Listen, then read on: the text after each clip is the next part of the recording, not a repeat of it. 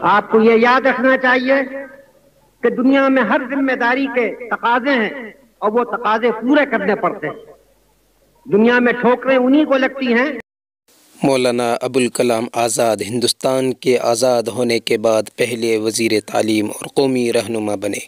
مولانا ابوالکلام آزاد کا اصل نام محی الدین احمد تھا۔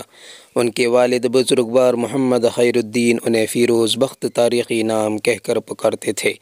مولانا 1888 میں مکہ معظمہ میں پیدا ہوئے۔ والدہ کا تعلق مدینے سے تھا۔ سلسلہ نسب شیخ جمال الدین افغانی سے ملتا ہے جو اکبر اعظم کے عہد میں ہندوستان آئے اور یہیں مستقل سکونت اختیار کر لی۔ 1857 کی جنگ آزادی میں آزاد کے والد کو ہندوستان سے ہجرت کرنی پڑی۔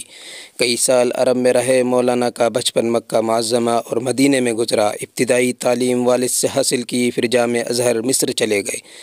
14 سال کی عمر میں علوم مشرق کا تمام نظام مکمل کر لیا تھا۔ مولانا کی ذہنی صلاحیتوں کا اندازہ اسی سے ہوتا ہے کہ انہوں نے 15 سال کی عمر میں ماہوار جریدہ لسان الصدق جاری کیا، جس کی مولانا الطاف حسین علی نے بھی بڑی تعریف کی۔ 1912 میں الہلال نکالا۔ یہ اپنی طرز کا پہلا پرچہ تھا۔ ترقی پسند سیاسی تخیلات اور عقل پر پوری اترنے والی مذہبی ہدایات کا گہوارہ اور بلند پایا سنجیدہ ادب کا نمونہ تھا۔ مولانا بیک وقت عمدہ انشا پرداز، جادو بیان، خطیب، بے مثال صحافی اور ایک بہترین مفسر تھے۔ اگرچہ مولانا سیاسی مسلک میں آل انڈیا کانگریس کے ہمنوا تھے، لیکن ان کے دل میں مسلمانوں کا درد ضرور تھا۔ یہی وجہ تھی کہ تقسیم کے بعد جب علی گڑھ مسلم یونیورسٹی کے وقار کے کچھ صدمہ پہنچنے کا اندیشہ ہوا تو مولانا ابوالکلام آزاد نے آگے بڑھے اور اس کے وقار کو ٹھیس پہنچانے سے بچایا۔ آپ کو یہ یاد رکھنا چاہیے کہ دنیا میں ہر ذمہ داری کے تقاضے ہیں اور وہ تقاضے پورے کرنے پڑتے ہیں۔ دنیا میں ٹھوکریں انہی کو لگتی ہیں کہ جو چلتے ہیں۔ جو پاؤں توڑ کر بیٹھ جاتے ہیں انہیں کبھی ٹھوکر نہیں لگتی۔ گرتے وہی ہیں کہ جو دوڑیں گے۔ کانٹے انہی کے تلووں میں چپتے ہیں کہ جو دوڑتے ہیں۔